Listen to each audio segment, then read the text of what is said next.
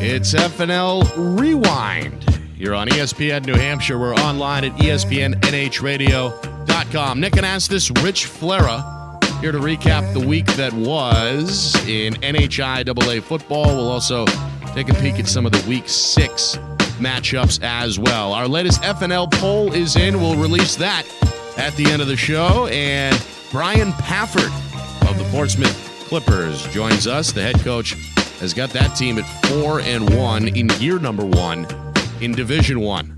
603-883-9900. Rich, busy weekend as we know. Friday night, the scores were coming in hot and heavy. And Saturday, there was some good matchups in D1 as well. Where should we begin? Well, let's recap Friday. Let's start right with our Peters Kia game of the night.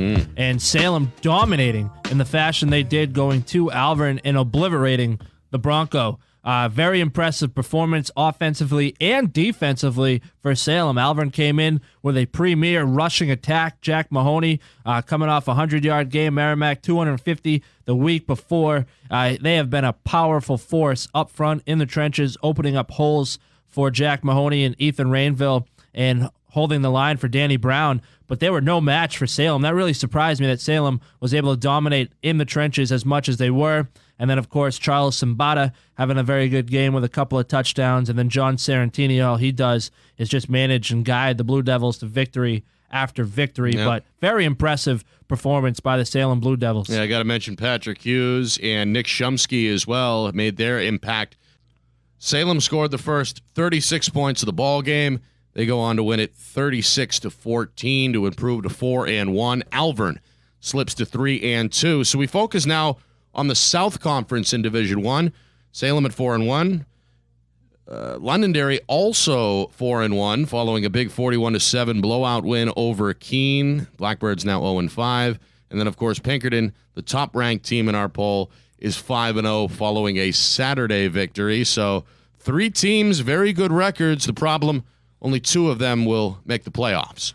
Well, the good thing is that Salem and Londonderry play the last game of the season, so that'll essentially be a playoff play-in game, which is pretty cool if you think about it in that kind of context. But that brings me back to the game against Alvern.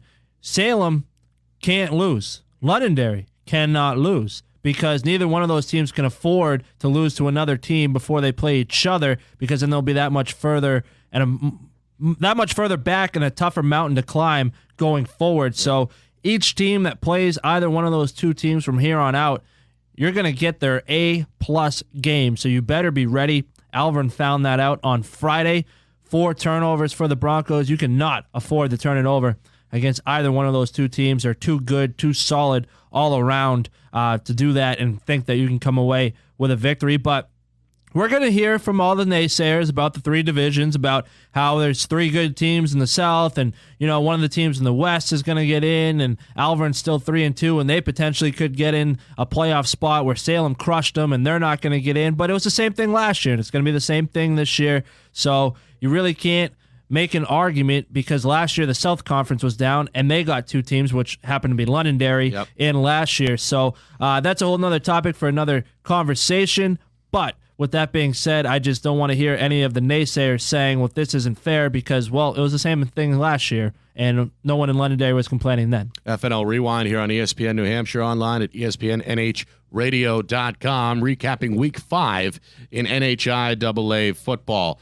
Also on Friday night, the defending champion Concord Crimson Tide saw their win streak snapped at 18 games. That dated back to 2012. First loss of the season. Concord drops to 4-1 following a 1-point loss in the Queen City at the hands of the Memorial Crusaders, as Memorial finds a way to win it 14-13. A long pass play, the difference, Rich, in the final minutes, as the Crusaders improved to 3-2. Yeah, Concord got a little taste of their own medicine, huh, Nick? Because Concord have been using fourth-quarter drives, our Silver Chariot drives of the night. It seemed like every week to come away with a victory. This time they fell victim to a fourth-quarter drive. Isaac Velez big-time playmaker down the stretch, hitting for the 62-yard touchdown to the tight end. Daquan Henkel had a very good game. He got things started with a 25-yard touchdown run early in that game, but a very sloppy game from all accounts of what Chris Schuker, host of our Friday Night Lights Saturday morning, told us because he was live on the scene. A very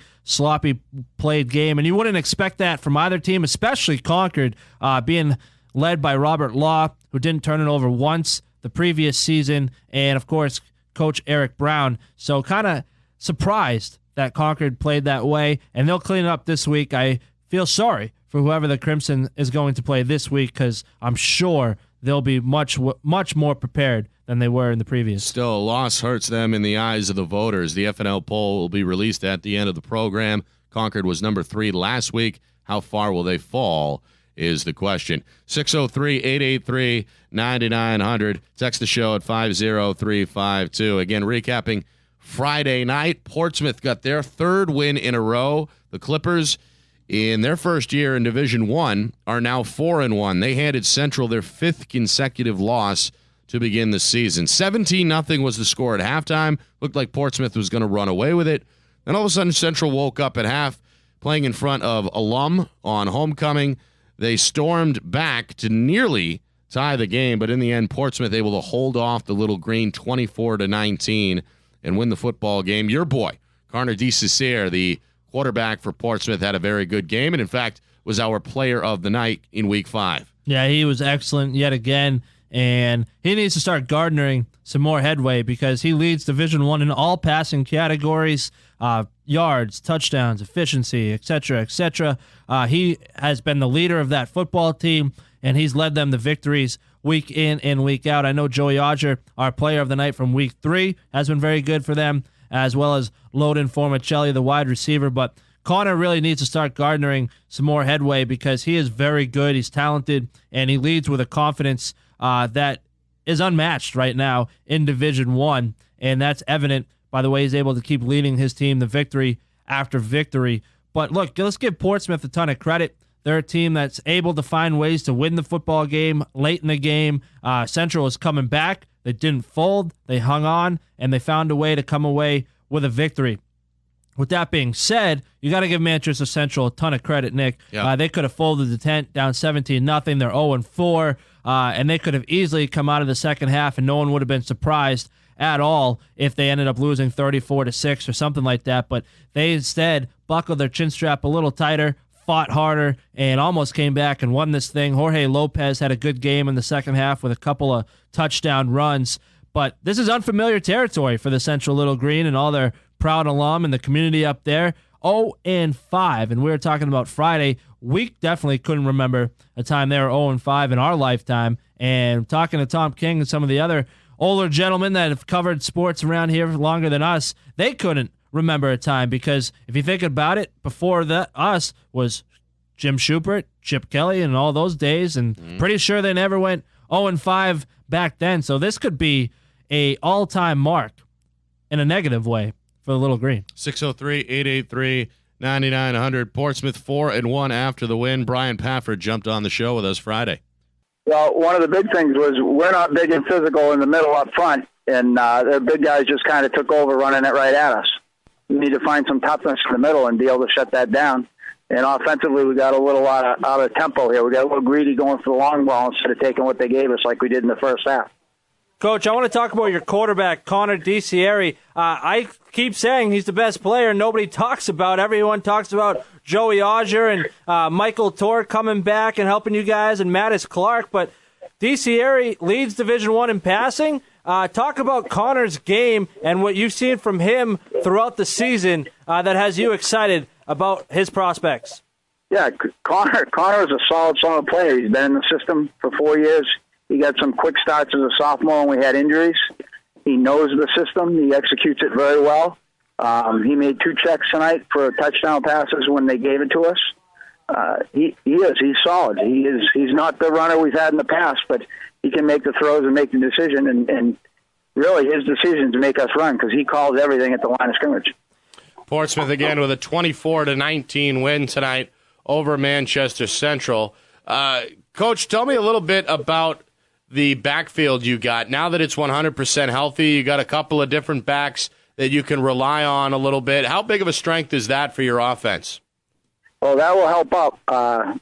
Michael didn't play again tonight, but when he's back, we'll be solid. It makes a big difference. We get Joey on the perimeter a little more, and Michael with the inside run stuff. That definitely gives us a whole nother dimension, especially against teams like tonight, Central, who we actually looked very tiny against them tonight, no question, and we had a hard time moving them inside.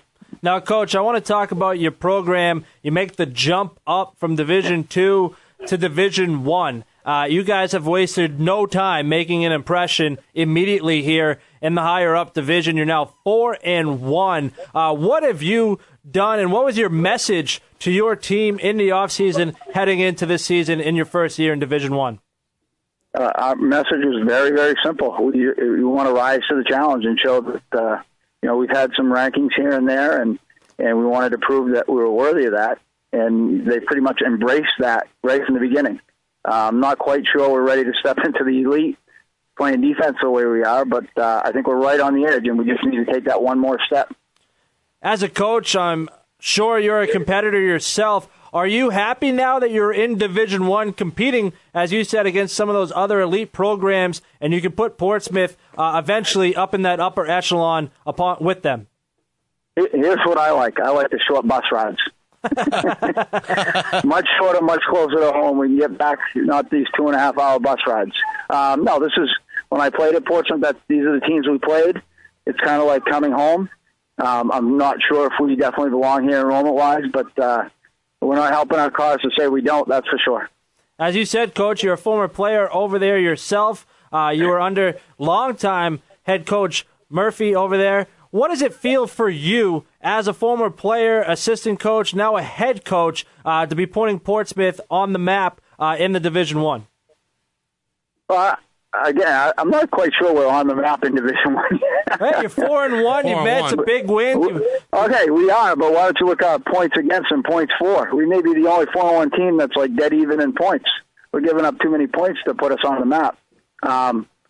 But really, I just think we want to be respected and make sure that teams know that when we come to play, they're going to have to play us. They're going to have to game plan against some of our guys and play against what we aim to be a very smart team when we coach these kids to be smart. And, just gain the respect factor. Coach, again, congratulations. Your team seems to have a knack in pulling these games out tight, and I think that can go a long way for your club. Coach. Well, I hope so. I would prefer to have not so close at the end and right. Trying to squeak it out. But thank you. Coach, next weekend you guys go to Exeter. You can renew a Seacoast rivalry with Coach Ball and the Blue Hawks. What have you seen and what have you watched on film that Exeter has you preparing for next week? Exeter is a typical Coach Ball team, and we do a lot of stuff in the summer with them. 7-on-7, and so we see their guys. You know what? They're going to come out. They're going to bang us. And if we can get 3 or 4 punts, I think we'll be okay. If we can't, we're going to be in trouble. But the one thing I will say is the ball will be in the air next week. And we're going to hear from Coach here coming up in just a few minutes right here on FNL Rewind. So, Portsmouth at 4-1. Let's take a look at the East, I suppose, Rich. Exeter faced off with Bedford on Saturday, gave the Bulldogs a fight, but fell in the end 13-7. Exeter slips to 3-2. Winnicott clearly on a down year. They lose a shootout to Goffstown Saturday to slip to 1-4. We know about Dover. They're in rebuilding mode at 0-5. And then Spalding took a half a step back anyway from last year. They do have 2 wins at 2-3, but looks like Exeter-Portsmouth, it's a collision course, and we're going to get a fat preview this week when they match up in Week 6. Yeah, absolutely. And Winnicott, huge injury the previous week with Brian Alfont, son of head coach Ron Alfont, out for the season, it looks like, with a back injury. That is really detrimental to that football team, so that kind of puts the Warriors on the back burner, and we know the Dover Green Wave have had their problems the last couple of years with numbers and the program. Coach Osborne, very good coach, trying to get that turned around. Yep. And then you got Spalding, and they're just not right there with Portsmouth and Exeter this year. So those two are definitely on a collision course, and by all accounts, this could basically be for home field advantage this Friday. The winner would have the inside track, and home field is huge. Exeter playing on Eustis Field is a huge advantage for them, and we'll come this Friday. We'll see if Portsmouth has what it takes to go to Bill Ball Stadium, come away with a victory. It's FNL Rewind here on ESPN New Hampshire, online at espnnh.com. We'll reveal the top 10 poll a little later on in the show. We're also here from Portsmouth coach Brian Pafford. I want to talk about Londonderry, Rich. They rebounded pretty nicely against Keene, 41-7. Keene lost a heck of a lot. We talk about that weekly here to graduation. They lost nearly every starter on both sides of the ball. It's going to be at least till next year before we see Keene competitive again. But that's exactly the type of game Londonderry, I think, needed to rebound after losing to Pinkerton back in week number 4. All the usual names here are in front of me: Dennis Bishop, Eric Fairweather. Just open season there, and Londonderry, I guess, got the right medicine to get themselves back on the right track. Yeah, much what I said about Concord. Whoever they play this week better be prepared, because Concord's going to come out angry and ready. That's exactly the way Londonderry came out on Friday, coming off that tough loss at home to Pinkerton, and then they just came out and had their way with Keene. Eric Fairweather continues to make plays both with his legs and his arm. He could be the best dual threat at the quarterback position. I talked about Connor DeCieri probably being the best passer in the state. Well, Eric Fairweather could very well be the best dual threat in the state with what he does week in and week out with his arm and his leg. And they're going to continue to get it done, Nick, because they don't just have Fairweather. You mentioned Dennis Bishop, Mike Ryan, a two-way player, very good playmaker for them. So those three guys leading the way. They're healthy from all accounts from what we've heard. So the Lancers are going to be right there, and that matchup at the end of the season with Salem, I just can't say enough, is going to be huge. Yeah, and we're looking forward to that one on Halloween night, week number 9, the final week of the regular season. Jimmy Lozon, still the youngest head football coach at the high school level in the state of New Hampshire. And funny, because he's got a pretty good resume already. He's coached at the college level, last year being an assistant with the St. Anselm Hawks, and of course he got his start at his alma mater, Manchester West. But he has made a big difference pretty quickly here in year number 1 with Londonderry. And as usual, it was our pleasure to speak with the young man after the game on Friday. It didn't take much to get them going. It really hasn't taken them much to get going all season. They like to practice, and they like to work for it. And definitely after the last week, we couldn't wait to get back out here on the football field. So Monday there was a little bit of a lot of talk, I guess, about last week's game, and the kids had a hard time getting over it. The film numbers were way up this weekend. I can check how much film they watched. And the film numbers were way up. I think they all watched that Pinkerton game over and over and over again to see what happened. So, Coach, how does that work with the film? Is it all online now? Yeah, it's all online. We use Huddle. I think the majority of the teams do. We all trade online. I can share it with the team, and I can even go on and check and see how much they watch. And I do occasionally. I don't make them watch a certain amount or anything, but I like to see how much they watch. All right, the band is walking by. Now, Coach, let me ask you this. Coming off the tough loss last week, Eric Fairweather continues to impress, even in that loss against Pinkerton. What have you seen from him week to week as overall progression goes, as far as his game goes, and it continues to develop? It's all paid off with the work. He does it, all week. He comes and sees me one period a day where we break down what we're going to do for a game plan. He'll text me almost every night about certain things that he sees on film. He puts in extra work. He's the first guy in, last guy out. I know it's a cliche, but it's absolutely true. So everything that's happening for him, all these accolades and whatnot, it's all well-deserved. He's working for it. Coach, you guys sorry, go ahead. No, it's just he's a very talented kid. He just hasn't had the opportunity to throw and run at the same time, and it just worked out this year that he's the guy, and it helps that we have the pieces around him for sure. So the teams can't just focus in on 10. So we can run on him with 8. We can run on him with number 5. We can throw the ball to some good receivers, and most importantly, our offensive line has been playing pretty well. Coach, this next week you guys go to Merrimack. What have you seen so far from the Tomahawks that's going to have you working on during the week? They have some very, very good skill kids. Number 9, Barry, fast. Seems like he's on a different speed level than a lot of the other guys. And he's very fast. He's a good ball player. 85, the wide receiver, very good. And I've been very impressed with the quarterback, especially as a sophomore. He can sling it around. He'll run occasionally, and when he does, he seems to pick up a lot of yards. And then Coach Lundy's a good coach. I'm sure he's got him going on defense. And they seem to start off. They seem pretty young this year, and last year they started off hot. This year they start off hot. Eventually, they're going to keep that going, I'm sure.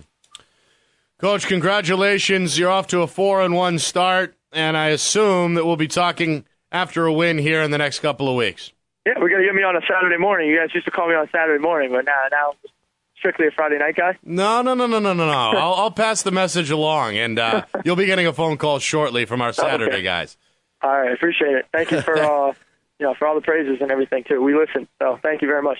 So Londonderry is 4-1, and facing off against your boys, Rich, Merrimack in Merrimack Friday night. Yeah, and Merrimack's reeling right now. They're a young football team, sophomores all across the board, including Justin Grassini, the sophomore quarterback, and they're struggling turning the football over. And being a young team, you can ill afford to beat yourself. It's hard enough to beat the other team, but when you're turning it over 4 or 5 times a week, that is not good. That is not a recipe for success. Merrimack's going to have a hard time defensively stopping that 3-headed monster that I talked about. But we're going to have to put a phone call in here, Nick, to Mr. Sendall and Mr. Schuker. Coach Lozon, not at all too happy about not getting the invite here on Saturday morning, but we'll have to fix that. Yeah, I know. I never heard somebody prefer to do it that early in the morning, although we did switch times from a year ago. It's now 9 to 11 every Saturday, FNL Saturday. Used to be the 7 a.m. shift. I don't think Coach would be as adamant about it if it was still 7 to 9. Right. So we'll for sure get the Londonderry head coach at some point on the Saturday morning program. We led the show, Rich, with our Peters Kia Game of the Week, and it turned out to be one-sided. Salem, a 36-14 win over Alvern. Coach Pike joined us for the first time this season following the win. I thought we were able to run the football pretty well. All 3-4 backs that we were using were gaining yards. Our offensive line did a good job of coming off the ball. That helped. We also got a few turnovers in the first half, and those were big, and we were able to capitalize with scores off of those. Coach, what were you able to do defensively on that side of the ball to neutralize a very good rushing attack for the Alvern Broncos? Jack Mahoney had come into the game off of 2 huge ones against Merrimack and the week before. What were you able to do on that side of the ball? Well, our kids did a good job of executing, and they played hard and they played tough. They didn't stay blocked, and we did a decent job. He is a great back, and the fullback's great back, quarterback's great. They have a good offense, so our kids played very hard tonight. We're on the phone here with Coach Pike. Salem now 4-1 in Division I in the South Conference, beating up on Alvern tonight by a score of 36-14. Tell me a little bit about your tailback there, Charles Simbada. It seemed like he had his way tonight running the football for you guys. Yeah, Charles Simbada, he's doing a great job for us, not only running the ball, but he blocks well, too, when the other guys are carrying the ball. And he just runs hard. He's a kid who runs very hard, so he's been great for us. Coach, next week you guys got the Cardinal of Bishop Girton on the docket. What do the Cardinal present as far as a challenge that you've seen from them so far going into next week? Well, they're good. They have a bunch of good athletes, I know, on offense. Their defense flies around with the football, and I know they're going to be well coached. So they'll be tough for us. We'll get to work on them tomorrow. What's the message? I know the old cliche is one game at a time, one practice at a time, but you guys end the season with Londonderry, which ultimately will ideally probably be a play-in game to play Pinkerton in your guys' conference championship. What's the message to your team to keep them focused week in and week out before that game? Well, as you said, they just have to keep their heads about them and try and keep improving each day. We got to be better tomorrow than we were today, and so on through the next week going forward to Bishop Girton. So again, Salem looks like they are completely rebuilt, loaded from front to back. Where were they last week in the poll, Rich? They were in the bottom half. They were ranked somewhere between 6 and 10. I have a feeling and this is called a tease, that they might jump into the top 5 by the end of the program. Yeah, I'm looking forward. I don't even know these results. They're literally hot off the press. That's right. I haven't even been allowed to see them yet, so I'm looking forward to it. I can just tell you from my personal poll that I did have Salem up there in the top 5, and they pretty much have ranged from anywhere from 5 to 8 through the season, anywhere in there, and it's tough for me, obviously, to put them in. For me, the top 2 are pretty much in cement until further notice, and that's Pinkerton and Bedford. Yep. And for me, I still have Londonderry ahead of Salem right now just because I think their offense is a little bit better than the Blue Devils, but they'll have their say, as we mentioned, on Halloween night to end the season. But Salem's right about there, and that sounds about right. Yeah, I had them at 4, by the way, for the record. So we'll see where they land in the overall poll, the Week 6 Friday Night Light poll coming up between now and 7 o'clock. All right, let's take a look at Division 2, Rich, shall we? Wyndham, still unbeaten, but give it a scare in Amherst. They beat Souhegan 35-21 Friday night, but the game, I think, a little closer than that 14-point margin may indicate towards the end. Cam Kinney ran well for the Sabres, kept Souhegan close, but in the end, Wyndham just too much, too deep, I think, and the Jaguars escape still undefeated and still the favorite in Division 2. You add in that fact and take a look at St. Thomas, who was upset. They lose to Laconia. The Saints suffer their first loss of the season, so now it looks like Wyndham, and you can make the case, I'd say, for a couple of other teams, including maybe Laconia, including maybe a Kennett or a Lebanon, or even a Milford who is starting to come on under Coach Jones. You certainly don't want to write off St. Thomas after one loss, but right now, Rich, in Division 2, it kind of does look like Wyndham and then everyone else. Yeah, absolutely. The Jaguars certainly getting out of the jungle with a win, and that's probably what Coach Raycraft needed, huh? I mean, his team headed into the bye this week. They've been blowing everybody out. I think Coach probably would have preferred that, a nice close game to let his kids be involved in something like that, so that way they can use that experience and apply it later in the season when the games get a little bit tighter. But they certainly are the team to beat in Division 2. Laconia put some people on notice with an impressive victory. Matt Swarmstead, sensational job at the quarterback position, guiding Laconia to the upset victory over St. Thomas. So right now, Wyndham is atop the Division 2 mountain, and I think it's going to be very hard for them to be knocked off it. Yeah, Kennett, the only other unbeaten team in D2. That was a team that Roger Brown last week highlighted to our attention. Of course, Roger of the New Hampshire Football Report. But Kennett, very big, at least on paper. They are 5-0, and they've got some impressive wins already, including victories over both Plymouth and Ivan the Great over at Merrimack Valley. That was in the opener. They beat Pembroke. That's a decent team. And then blowout wins over Kearsarge and most recently Hanover at 41-18. Not a lot of folks know about Kennett, but they're starting to at this point, I think. Yeah, absolutely. And I think this is what is so great about finally getting the championships to a neutral site at Cal Stadium at UNH, because if it went down the way it used to the last 2 years, either Wyndham would have been going to Kennett or Kennett would have been going to Wyndham, and if they both go undefeated, well, how do you decide that? A coin flip? That's not fair to decide who gets to play at home, and that bus drive would have been a long one for whoever was taking it. So I think it's great that they finally have the neutral site. Yep. It can be played. No excuses can be made from that perspective. So those two will have their say definitely come Final Four Division II time. Yeah, we spoke again with Coach Raycraft following the Wyndham victory over Souhegan. Thank you very much. It was a good to get a win on a Friday night. And I assume, Coach, that you're proud of the way that your guys handled this test, this first real close game that your team has been involved in. I assume that you're proud of the way your guys responded to the pressure.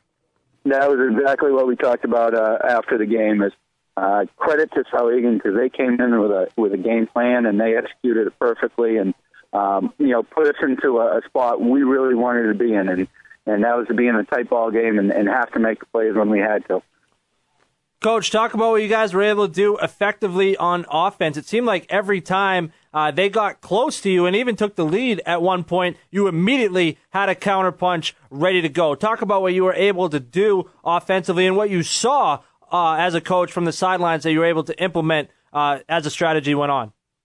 Well, we knew they were going to have a particular game plan set up on defense, and sort of anticipated a couple of things that they did.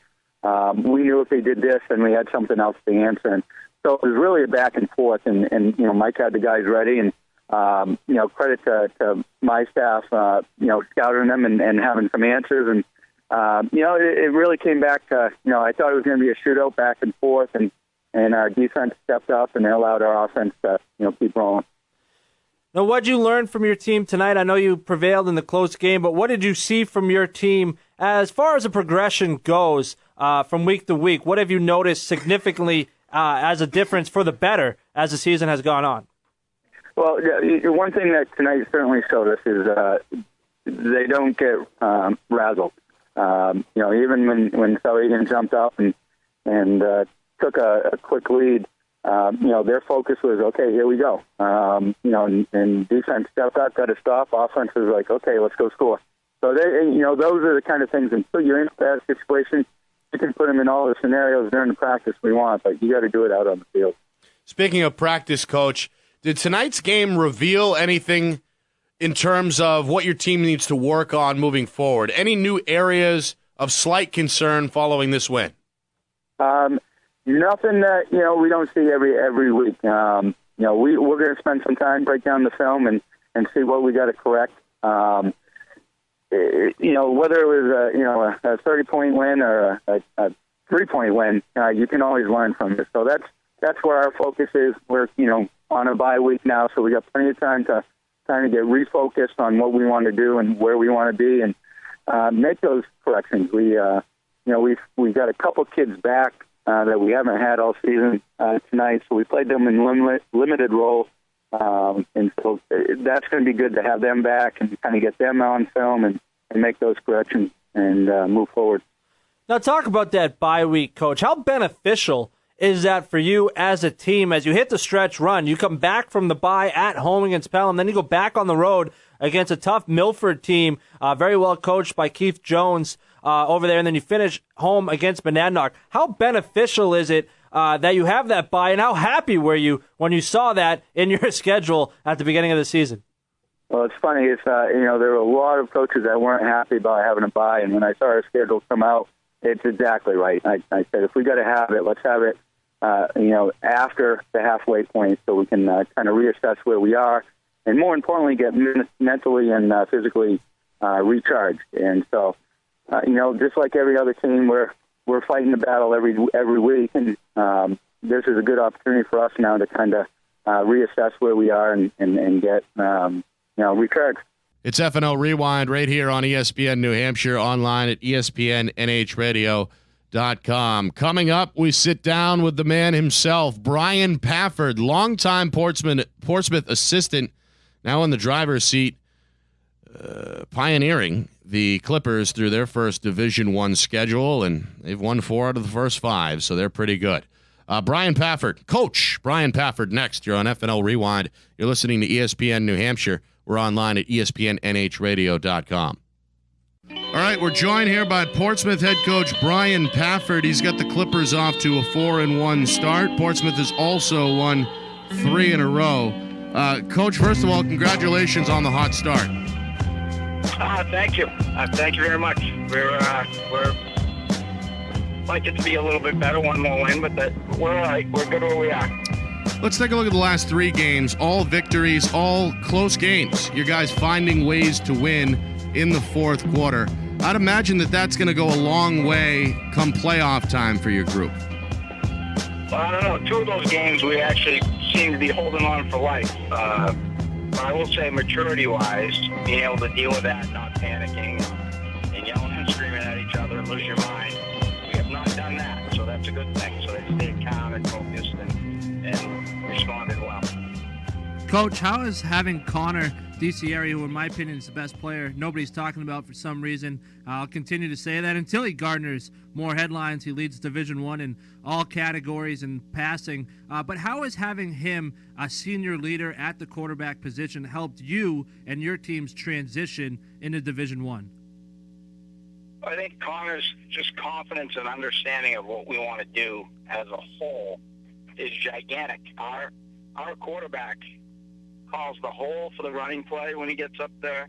He has the option to check off anytime if he sees what we've coached him up during the week, certain coverages, check what we run. So that puts us in a better position instead of having to guess, hey, we want to run it to the right side, and then the defense comes out in something different. He can see all that. That's a huge advantage for us, especially when we're not as big and strong as everybody else.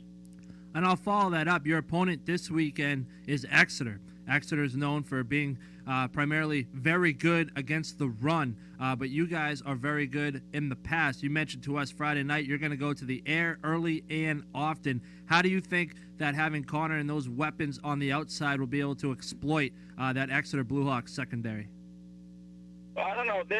They're solid. They are just so well coached. Billy does such a great job getting his kids ready. We actually, one of our goals is to be as smart of players as the Exeter kids are for our kids. But he has a style, very vanilla style, and likes to play it. And hopefully just that vanilla style will allow us to sit in zones against their pass defense and execute what we want to do. Their style is also, we're going to play good solid D and hope, make the other team make a mistake. And so hopefully we don't make those mistakes. Connor can find those guys sitting down in zones and run them deep when they do press and man coverage. So I'm looking forward to Friday. I love when we go against opposite styles to see who's going to come out. Again, we're talking Portsmouth football with head coach Brian Pafford. Coach, your team makes the jump, obviously, to Division I, and you've won 4 of the first 5 games on that D1 schedule.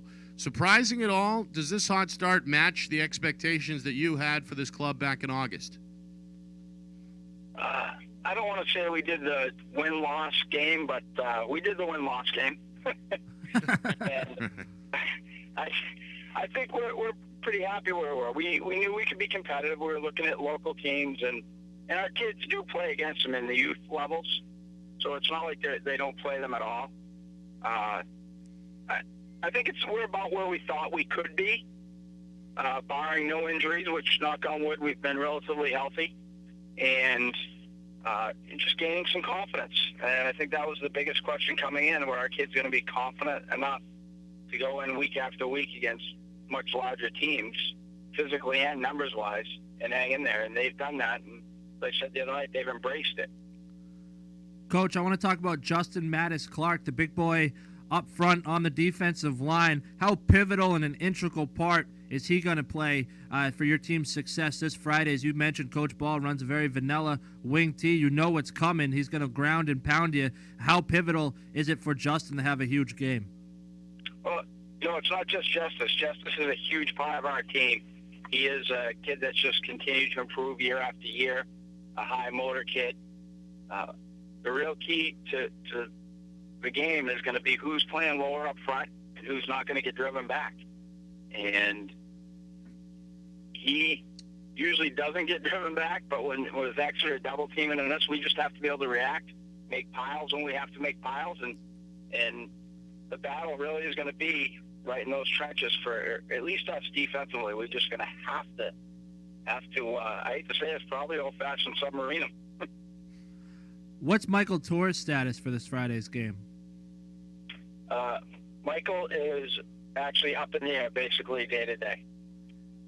And what kind of difference does he make when he's on the field? We know what he can do running the ball, but more specifically defense and being able to plug those gaps from the linebacker position. What kind of difference maker would he be on Friday? Oh, he'd be a huge difference maker. He is, Billy would love to have him running the ball for them. He's just that kind of inside, tough-nosed kid. And defensively, our other linebackers are very young inside, and we've shown that week after week. We're getting better, but we're still we're just not physically big enough with the other guys, where Michael gives you that. He's 245, and when he comes at you, he's not getting moved either. So he would be a huge, huge help Friday night against Exeter. Again, Brian Pafford is our guest, head football coach over at Portsmouth. Coach, how are you settling in over there with the Clippers as the head coach? Are things starting to settle down for you? Are you getting more comfortable with the position? You know what? Really, I've been there so long, and I was the head coach at York High School back in 1990 to 95, I think it was, and then came back to Portsmouth. It really isn't any different. Our coaching staff is almost exactly the same. Everyone pretty much has their own job, and except for talking with you guys and dealing with parents and actually laundry on the weekends to wash the uniforms, everything else is the same. Well, I bet you don't miss that part of it, huh? Well, no, I have to do the laundry. All right. I figured that would be delegated to a water boy or a manager, but I guess the head coach has to handle it. I tried to get a manager, but I'm not having much success. Coach, you mentioned you've been there for a long time, formerly of a player and then now a coach. What would it mean to you personally to deliver a Division I crown to the Portsmouth Clipper Nation? You know, honestly, I haven't thought of it because the challenge is so great right now. But it would be fantastic. My senior year in high school, Coach Eiffel and I played and lost to Nashua, lost to Roger Brown's team in overtime. Wow. And that was the last time we were in a D1 state championship. So it would be nice. Does Roger still remind you about that today? Once a week. Again, Brian Pafford joining us here, a big part of the Clipper program, now the head coach. And again, Portsmouth is 4-1 to begin the season. Anything different that you did now that you are the head coach than you did maybe in years past? I mean, is there a Coach Pafford stamp on this team, so to speak? You know, again, I don't think so. I think, with John Eiffel and Kevin Mills and Timmy Hopley, my biggest stamp is probably we wear travel gear and all look the same when we travel. Other than that, it's a group personality, and we think the same and work the same, and we've always joked that like a bunch of brothers will beat the crap out of our coaching staff, one another in the coach room, and then when we walk out, we're all together. Coach, give me... Yeah, go ahead. No, sorry. I was just going to say, what are the Clippers going to have to do this Friday to walk away from Eustis Field with a victory? Give me some keys to success. Yeah, well, we are going to have to make them punt 3 times or more. That's my guess. If we can do that and stop them running the ball, I would be pretty happy with that. Young guys up front, defensive line-wise, cannot get driven back 3 or 4 yards. They're going to have to stay low and just make pile up the offensive line and spill it to the perimeter with our little bit speedier guys out there. To piggyback what Nick was talking about earlier, you guys have had a lot of success in the season in close games in the fourth quarter, whether it's hanging on to the lead or coming back and taking the lead. As Nick said, if it's close Friday, that's got to give you some confidence with you and the coaching staff knowing that your boys are already used to this kind of situation. Yeah, I don't. All I know is that what we've done so far, our kids have not panicked, and they know that we can switch things on a dime. We have 10 or 15, or it seems like 100 different ways to do one thing, and we try and give them the best tool in the toolbox, per se, to get that done, and they know that. So they know that there's always an option out there that we can switch something to help our athletic ability and our smartness to get the job done. But we're going to have to move the ball through the air and keep them. Real key, I think, is if we can get up early and make them do what they don't want to do, which is ground and pound the ball, then we'll be in good shape. And that's probably the simplest way to put it. Coach, final question. Are you guys taking this game a little bit, I don't know if seriously is the right word, but is there a little bit more emphasis on this game? Because A, it's a division game, or a conference game, I should say, and B, it's Exeter, and they're basically a household name at this point at the Division I level. Is this a bigger game, I guess is my question, than perhaps some of the other ones that you've played so far? But, the first game of the year, we said right away, listen, guys, this is game 1. This is a playoff game because it was a team in conference, sub-conference, division, whatever you want to call it. So now we're getting down the road, and now we're looking at it, and if we keep doing what we're doing, and it's already been written that this could be the game for the home playoff game for the division championship. So yeah, I think we will emphasize the importance of this game, that this is going to be another playoff game, and I think that's probably the difference between last year and the last few years in the lower divisions, is that every week you got even the not good record teams in Division I can still play. And but this game will definitely, a little Seacoast rival, and I'm loving the short bus rides, as I said the other night. Get home early, but really love. We actually do a lot of stuff with Exeter as well in the summer, so bragging rights. That's what we like. Absolutely. A lot on the line for sure. Coach, we appreciate it as usual. Let's talk again here soon. Yeah, let me know. I appreciate everything you guys do for high school sports. Thank you. Thanks, Coach. Appreciate it. Bye now. Coming up, our latest Friday Night Lights poll, the Week 6 edition. There is some movement, some notable movement. We're going to get to that next. You're listening to FNL Rewind right here on ESPN New Hampshire, online at espnnhradio.com. Into the top 10 for the first time, Manchester Memorial. Number 9 is Goffstown. The number 8, welcome back, Nashua South. Concord, they slipped to 7th. Number 6, Wyndham. Londonderry at number 5. Number 4 is Portsmouth. Salem at number 3. Top 2, the unbeatens in Division 1. Number 2, Bedford. Number 1, Pinkerton. So there you have it. I want to thank Brian Pafford, Portsmouth head coach, for joining us earlier. For Rich Valera, I'm Nick Anastas saying so long. This has been FNL Rewind here on ESPN New Hampshire, online at espnnhradio.com.